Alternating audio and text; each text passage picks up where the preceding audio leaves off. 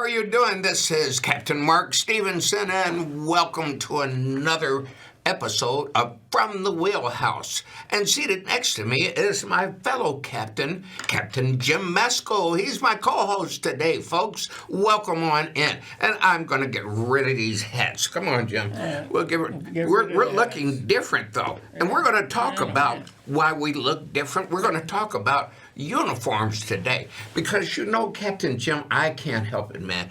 I get all of the looks from the folks when I walk up and down Navy Pier, and people saluting me all over the place and walking up to me and saying, thank you for your service and all. But I have to clarify some things, and I know that you could help to do this. We're going to talk about the Merchant Marine today. This is what these two gentlemen are that are on screen in front of you, are merchant mariners. We're not the Marines, though, are we? Explain the symbol. That's right. If that was Navy, it would be a star. If it was Coast Guard, it would be a shield. When it's an anchor, it's a Merchant Marine. So this symbol always tells you what branch the uniform relates to. And they charge us enough. This is a real Navy uniform. Yes, it is. I think mine was like $800. Yeah, I think my wife cut me off from a lot of play money for a while to buy mine. But you know, in reality, they call it the Merchant Marine, but we're not Marines. Let's not confuse it. And we're going to talk about stolen valor and things like that, how people wear all types of ribbons and things that they don't deserve to wear, not supposed to be showing this stuff, you know. But first, let's talk about the uniform itself and let the public know we can actually wear almost anything, right? Correct. Can we wear blue jeans? Yep. I think a good example of that would be the show about the ship that got hijacked over there by the Straits of Hormuz. What was it? Captain Phillips. Captain Phillips. He never had no one in that, and they were all mariners. That's right. He was just dressed in civilian clothes. Absolutely. You know, we can dress any kind of way. We've dressed the way that we're dressed today for formal events and presentations to the public, just like we're doing right now. We also wear hats. Show them this Merchant Mariner. This hat. Symbol is different for the Navy. That's right. So again, just like this anchor, on the uniform will show what branch of service, the maritime service you're affiliated with.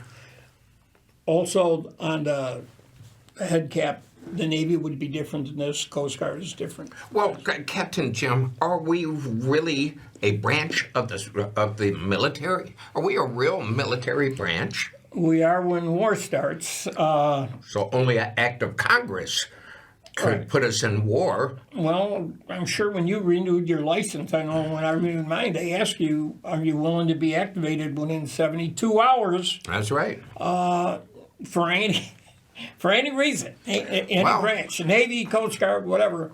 Why activate us old guys? Couldn't they get some of these young guys to drive these boats into the battlefield? A good example was at the start of World War II. We really weren't prepared. In an Army level, we weren't prepared at a maritime level either. So I know I was told that each state had their own Navy militia and Army militia. I don't know if you recall that, but at the start of the war, for like the first year, they did bring in the old-timers like us to help train the new draftees and everything else. They used to call it the United States Maritime Service. Right. And now the Merchant Marine, we're confused with the real Marines. But I'm going to tell you something, folks. We are not Marines. Marines are the first line of defense. They're the ones that go in first. And they set up a beachhead. Those are the ones that really take the heat. They're basically an amphibious invasion force. That's basically what Well, And they're under the Navy. I mean, technically, the Marines. the Marines are a branch of the Navy, yeah. just like the Coast Guard, a branch of the Navy. So we're a branch of the Navy as well as merchant mariners, but we are only activated by an act of Congress. So during peacetime, what is our mission? Our mission is to do the party boats, the cargo ships, all of the boats. We have our hands on boats all the time. So we're good at what we do because we do it every day. Well, the bulk of the goods that are moved around the globe are done by water, and that's all done by merchant mariners. That's right. Whether they're U.S., whether they're British, or some other flag. But commerce is the name of the game with the merchant marine. That's right. And the other thing, in fact, you once explained it. I mean, technically, our term is mariners, and the merchant marine means the ships and the men that man them. There it is. That's the merchant marine. There it is. So technically, they use that term, I would assume, because, what good is a mariner without a ship? And what good is a ship without a mariner? Yeah, but so they call it the merchant marine. They call it the merchant marine. But folks, don't get it twisted. We are not the Marines. No. We are not the front line. However, here's the mission of the United States Merchant Marine, is to take the men and women of war to the theater of war. And supplies. And supplies, that's right. We take the men and women and supplies into the theater of war, and then we get the heck out of there. But the fact Are we allowed to be armed? I don't think so, because we don't have any training. No, but they will have the Navy come in and arm our ships and tell us where to go, right? It's called the Navy Armed Guard. That's what it was during World War II. It was a branch in the Navy where they would put armed Navy guys on merchant ships, and their job was to carry the guns and do the fighting. Since 1777, the United States Merchant Marine has fulfilled the mission of taking the men, women, and tools of war into the theater. But I want to also mention this. We already said that we're not active duty unless the Congress activates the Merchant Marine, and so we don't get the benefits either, the health benefits or VA loans or any of that stuff, unless we do what? And 180 days of active service. 180 consecutive days. During a conflict. Like during World War II, when the Merchant Marine got pulled under the Department of Defense, they ended up having the highest casualty rate of any branch of service. That was Army, well, then it was called the Army Air Corps, the regular U.S. Marine Corps, Coast Guard. Yeah. Coast Guard had the lowest. That was the safest place to be. The most dangerous place to be during World War II was in the Merchant Marine. In fact, it was so bad that... How bad was it? You had a 1 in 24 chance of being killed. Is it true, Captain, that the Merchant Marine lost more men percentage-wise than any other branch of service during World War II? That's true. And right below us were the regular Marines. Okay, right. They had a very high casualty rate too. It was like 1 in 28 or something like that. But then it was the Army and the Air Corps they hadn't been separated, but it would have been the Army. So I would have been one of the guys driving a boat on D-Day, dropping off men and weapons, and then getting the heck out of there as quick as I could. Yeah. If I could. Yeah. These beachheads that they set up on D-Day, the merchant Marines went in there, merchant mariners went in there, and they sunk a lot of boats right offshore. to make a break wall. Right. Because they knew when they dropped men into the beach area, those waves could make it a lot harder to land the boats and land the men Yeah. and women. Well, the big evacuation was at Dunkirk with the Dunkirk. British Army. That's right. And they got trapped. The Germans basically, with their blitzkrieg tactics, they overran them very, very quickly, and they pushed them back To the sea. sea. And 5,000 of them were evacuated within hours by who? By civilian craft, that boat operators that Who came. were merchant mariners.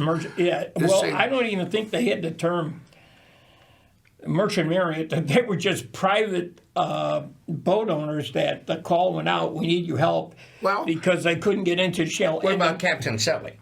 Captain Sully. Captain Sully, he went in the Hudson River. Right. And when he landed that plane in the river, who were the boats that came in to rescue all the passengers? Ferry boats. That's why ferry boats. That's why they didn't lose anybody. But go back to Dunkirk. Dunkirk, the number was over 300,000 that they evacuated. And to that time, it was a miracle because they basically saved the British Army so they could fight another day. And in 9/11, when they evacuated Manhattan, the ferry boats and the merchant marine, I think the number was something like 1.4 million people. It dwarfed Dunkirk. Wow. So there's three examples, of Dunkirk with the British, Captain Sully, and he did a great job landing a plane, but the plane started to sink, and they got him up. And then 9/11, the way they evacuated people from lower Manhattan, because the bridges were all clogged up, and it was a real mess. Well, speaking of things that could happen, the Civil Defense, Department of Civil Defense, we're going to ask the Civil Defense people to come in here and train us. Because I always look, tell me what do you think about this, Captain? I always take a look at these, in civil defense, I'm always looking at these airplanes flying and landing at O'Hare and what's the other airport? Midway. Yeah, they're landing, and we always see these planes. They come over the lake first before they go to the airports to land. And I'm always wondering, what would we do if one day one of those planes fell out the sky? Are we prepared? Have we had any emergency training from Homeland Security? Well, that's what the Coast Guard and what are you talking about, Coast Guard? By the time they get there with one or two boats, you might have hundreds of people that are drowning. So I think that we should make sure in national emergency, just like 9/11. I was on the lake for 9/11. I never forget, I came back to harbor and I saw not hundreds, but thousands of people who came to the lake. All of the Lakeshore Drive and the highways to get out of downtown, everybody was trying to leave at once. So some folks came to the waterfront to get on the boats. You were on the water on 9/11 in the morning? 9/11, on 9/11 that day, I was on the water. Yeah. And so I can tell you, when I saw how they shut down town, people just left their cars on the expressway and everything because you could not move. You couldn't evacuate downtown. Everyone was afraid of what's going to happen. And shortly after that, our mayor, Daley, came and tore up Meigs Field because he said he wasn't going to allow one of those small planes to take off from Meigs Field and within 2 minutes be into one of those high-rise buildings, one of those tall buildings. Well, a good example is just what happened recently with the attack on the American base over there. They had drone that they flew. I think That's it was out of drone. You know, 3 people got killed, but they didn't mention all the other people that got wounded. There were like 40 other people. You know, my they're not God. talking, and we're talking seriously wounded. Folks, And- if you have just joined us, I'm Captain Mark Stevenson. You're watching from the Wheelhouse. If we don't answer your questions here, you can always use the email address, shipmastermark@gmail, that you see at the bottom of the screen. Please write me. I'll make sure that I get the message to Captain Jim. And Captain Jim, thank you again he's going to be hosting the show. I'll be down at the boat show in Florida, in Miami, on, what is that, February 13th? 13th is the day to show, yeah. February 13th. I'll be down there, and Captain Jim will be doing a yeoman's job taking care of this show and bringing you some information. I also want to point out about the stolen valor thing, okay? Because when people come up to me and say, thank you for your service. Yeah. My response is always, well, I'm just a boat captain. I'm not active duty. I make sure that they don't try and confuse me with something that I'm not. Also, these pins that I have and the pins that you have, we have the ability to wear what we want. For example, I wear this lapel pin, which is a copy of the Chicago Lighthouse, because I want to honor those people that are fighting to save the lighthouse right now. I also have a flag that's half Masonic and half American, because I want to make sure that folks know that Masonic life, and as well as being a good American, you want to brag about that. But these weren't things that I earned. The one medal that I earned, I don't even have it on this uniform, which was the Ludington Award that gave me an award for bringing more people than most people into the maritime business, being a well-known teacher and all of that. It was awarded to me. Well, this one here is from the USS Illinois, which is a fast attack nuclear submarine. It's the SSN 786, which I've been on. And he's been on it. Yeah. You ought to bring some of the pictures and show the folks, about that, because you were so excited when you came back and you told me about visiting that sub. Man, oh man, and you went there. We're out in the Pacific all day. And, Did you go in uniform? to the Gala. to the gala at Grafton, where Michelle Obama was there, where they were doing the commissioning. I did wear it. But yes. you wasn't going to get on that submarine and take over. Well, they had a bunch of VIPs then, but I had my friends, they're retired, Navy captains, and we ended up. We have a club called the 786 Club. We support the crew. I have a pin, the Amistad pin, right here. Mm-hmm. This is from the Amistad. Was given to me by Captain Bill Pickney. Captain Bill Pickney was the first black person to sail around the world solo. We've talked about Captain Bill Pickney before. He just passed, right? Yeah, he just passed. He was my teacher, my mentor, my coach. He was everything to me. I never met the guy, but I know he had a good reputation, Sure. around the lakefront. Yeah, He left his maritime service ring, United States Maritime Service ring, for me, and I'll be wearing this to the day I die, and I'll pass this on to a young captain, and hope that it's passed. This ring is so old you can hardly even read Is it. that from World War II? This is prior World War II. This is previous. Because the Maritime Service was when they activated the Merchant Marine. That's right. Was that his, or did he get that from... This was his. This was He his. earned it? This is, again, when you are awarded something, you earn it. He was given this, I see. just like I was given this. I've never seen one. Well, I'll show it to you after the show in greater detail.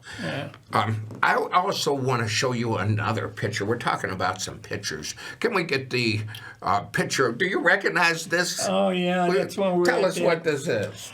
You invited me to speak to this group for the alternative school. William Tillman Maritime Academy on the Calumet River. I'll never forget that experience because, these are kids that, for some reason or another, are out of the mainstream school system. Put that picture back up. I want to talk about these kids for a minute. And so they can't just put them out in the street. So they had these alternative schools where they These were dropouts, problem kids. And so the name of the game is, try to integrate them into society. You can't just throw them out on the street, So that's what these schools do. And you invited me to come down. I'll never forget that. I mean, they're sort of a, rough and tumble bunch, but, they're both males and females. And I remember when I walked in there, they first looked at me like, what's this old... Go ahead and say it. Go ahead and say it. What's he going to tell us? He's probably so full of crap. And anyways, what amazed me is I started out slowly and I talked, skills pay the bills. And, you're going to have a skill. In America, if you want to eat, you got to work and all this kind of stuff. I brought it down to basics. So it's like, what are you guys going to do? This is how we talked about, you could get into the maritime industry. And I can't thank you enough. Yeah. This man here really did it. He really, really drove it home and opened the doors and opened their minds to the things that are available. By the end of that, when I was on the... They were hanging on every word I'd said because they knew I wasn't a BS. They were up in their chairs. They were sitting on the edge of their chairs. And that impressed me because I thought, these are motivated kids. Whatever happened in the school system, I don't know, but they want to be productive. Tell me this, Captain. Yeah. You were at a recent seminar that I gave, and there were some emails, and we only got a couple of minutes here left, but there's a couple of emails that were sent here about my giving this... Can I give a little background before you get it? Hurry up. He put together a syllabus about what this meeting was going to be about. And the topics he was going to cover. And then in the body of it, he put, I got these anonymous comments, emails to me, and he didn't want to talk about them because he didn't want to bring anything negative. But he's making me. I read them and I was laughing my here's a couple. You got to read a comment. Are you going to be able to get home safely after you reveal our business secrets? Here's another one. You don't know everything, Mr. Know-It-All. And the other one says, I thought that you were going to retire. Do I have to set you out to pasture myself? Here's another one. They were pretty hostile. What gives you the right to do a seminar? You make me sick. and your seminar gives away our industry secrets. You're affecting my bottom line. Your students are not worthy to sit at our table. They don't even want to pay their dues in order to do the business. Well, I beg to differ with you. Everybody deserves a chance. Yeah. Everybody deserves an opportunity. I mean, I don't know who impressed Butler more. I was impressed by them. I think they were impressed by me, and that's the hallmark of a good business deal. Look, that's why he's my good buddy. This man is the mega yacht captain. Ladies and gentlemen, you've been listening to Captain Jim Meskel, the mega yacht captain of Chicago and of the East Coast and down in Florida. Key West. I was in Key West. This is the guy. July. This is the guy. 90-foot boat. I also want to tell you, I'm just so grateful that if you tune in on the 13th of February, you're going to see Captain Jim Meskel. He's going to be holding the house down by himself. But, no, I was thinking about inviting a guest. Okay, you can do that. Who went from being a cook in a school to now making $80,000 a month. You can do that too. Ladies and gentlemen, thank you so much for being patient with us. I just want to tell you, until next week, we'll see you then. So, Mama, get the coffee ready. The kid, he's on his way. Time to go. Okay.